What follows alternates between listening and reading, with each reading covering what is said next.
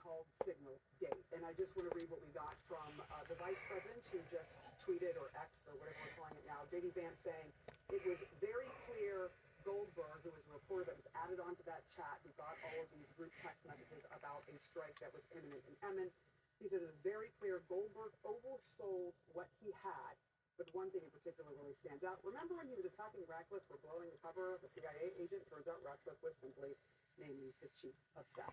So the vice president saying he doesn't believe that this is anything, that this reporting was oversold, and yet we have what appear to be at least what are strike plans, if not war plans, from inside of the Department of Defense and a whole bunch of other top-level cabinet members. CNN's Zach Cohen has new reporting as well for us in this breaking news.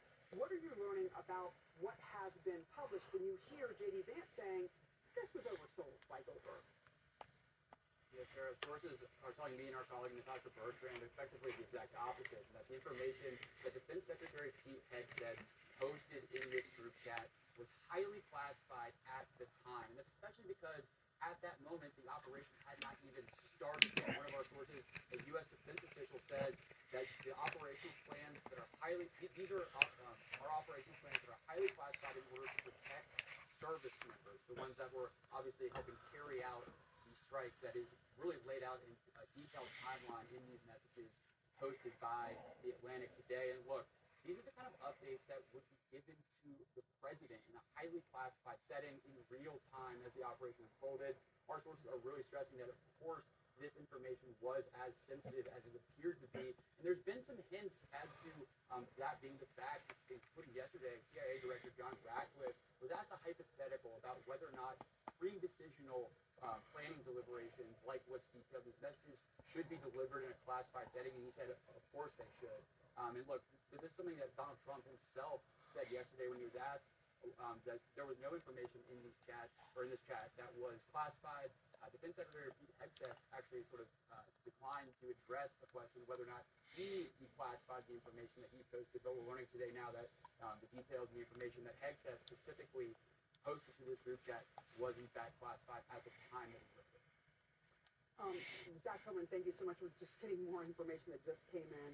Now we're seeing the National Security Advisor, Mike Walsh, who on the text messages shows that he is the one that added Jeffrey Goldberg apparently into this particular group chat, saying that he now is downplaying the new information contained in the Signal chat that the entire country can now look at. It says no locations, no sources and methods, no war plans, doubling down on the idea that the administration and that this group chat was not about war plans, when there was clearly a plan that was spelled out in these text messages. All right, with us now, Kimberly Dozier, CNN Global Affairs Analyst, Colonel Cedric Layton, Sabrina Singh, former Deputy Pentagon Press Secretary, Mark Zaid, National Security Attorney. And Mark, I want to start with you because what we are clearly seeing over the last few minutes, based on what we just heard from the National Security Advisor and the Vice President, is sort of wish casting from inside the administration to wish cast this into something that wasn't that big of a deal.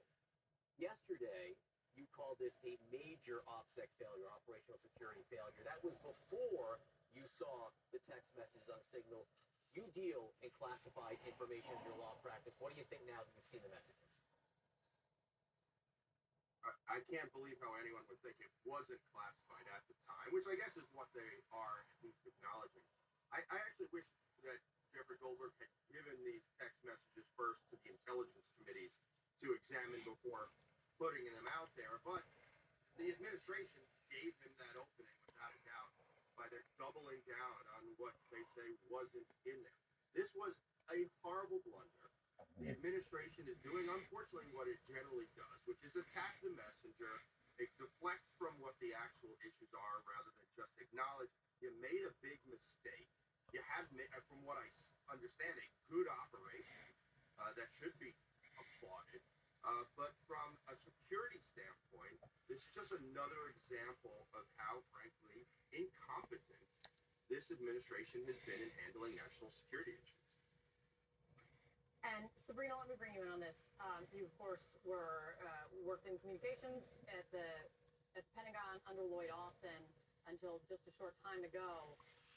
The description, the kind of opposing descriptions that we are getting from the reporting, the messages, and the response from Mike Waltz and others on what they see. What do you see?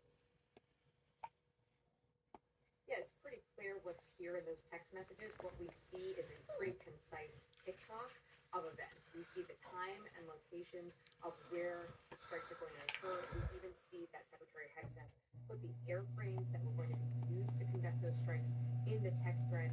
I understand that Republicans are trying to cover up and parse that, the exact locations aren't given. It is well known where the Houthis control territory within Yemen. The fact that the secretary put this incredibly sensitive, classified, top secret TikToks sequence of events in an unclassified group chat, had that been intercepted by an adversary, that could have killed one of our fighter pilots that were in the air preparing to conduct that strike. And so it's incredibly damaging. I think that this talk that there was nothing classified put in this thread, anything that is before an operation begins, is classified. And that's what needs to be investigated. And frankly, I think we're seeing the gross incompetence not only of Secretary Hegseth, but others that participated in this chat as well. Now to you, Colonel Cedric Layton. I just want to put back up what we saw in this text chat, just to remind people one of the first things that we saw, and it gives the time, 11:44 Eastern, and it says weather favorable, just confirm with CENTCOM, we're going to go for the mission launch. And then it gives you the F-18s are launching, and it tells you that there are more F-18s launching, and then it says this is when the first bombs will definitely drop.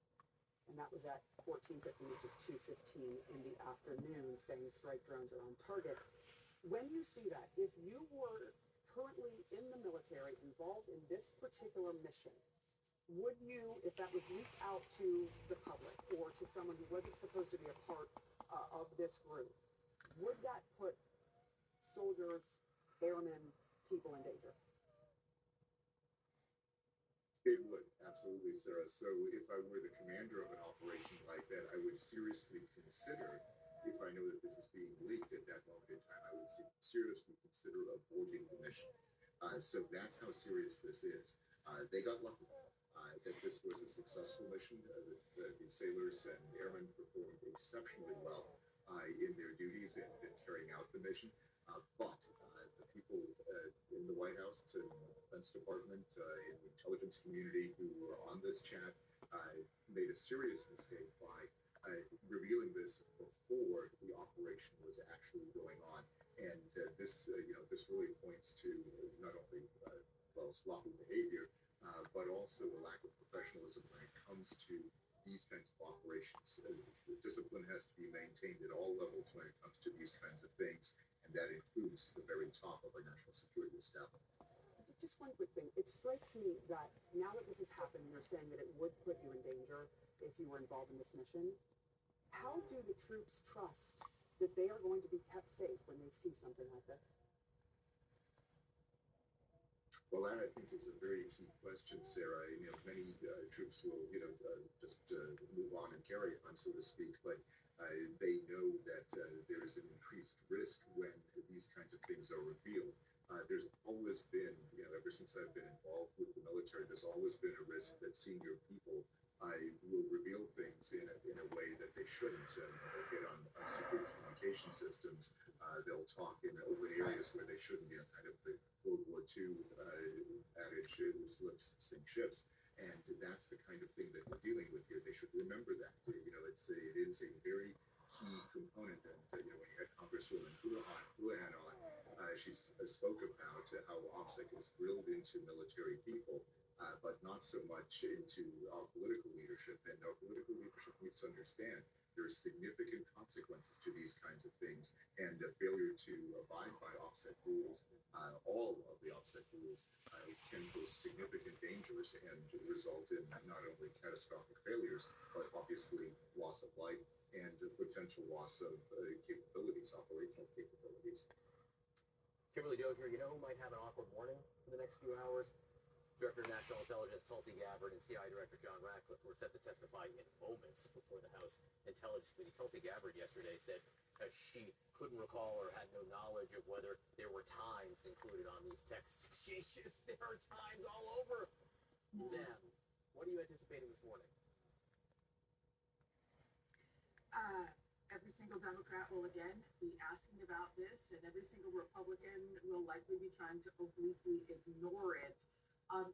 It seems that in using Signal, the actors in this primary committee, in the principals committee, just got so comfortable with it that they forgot they weren't talking on a highly secure network.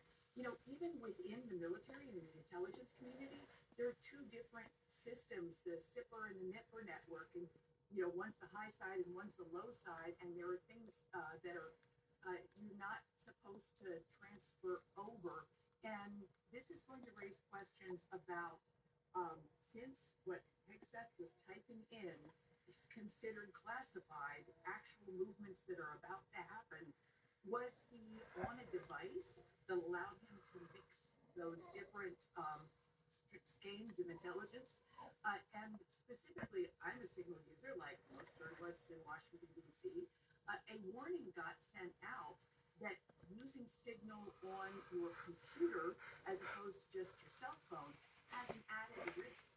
So they're going to have to look at, no matter how they're defending themselves in public, there will be an investigation into which devices, what different skeins of information were mixed and how. And there's probably also going to be, in the shoot the messenger tradition of just about any administration, an investigation into Jeffrey Goldberg and Shane Harris, because they were both listed on this story. And I can tell you, leak investigations are no joke. They have the right to come into your house, take all of your devices, all of your notebooks, and anything else that they find in the process. But of course, I'm sure Mark Zaid knows more about that. He's advised clients like me on the hell that's about to befall them when something like this happens. All right, everyone, thank you very much. Again, we are standing by for this hearing to start.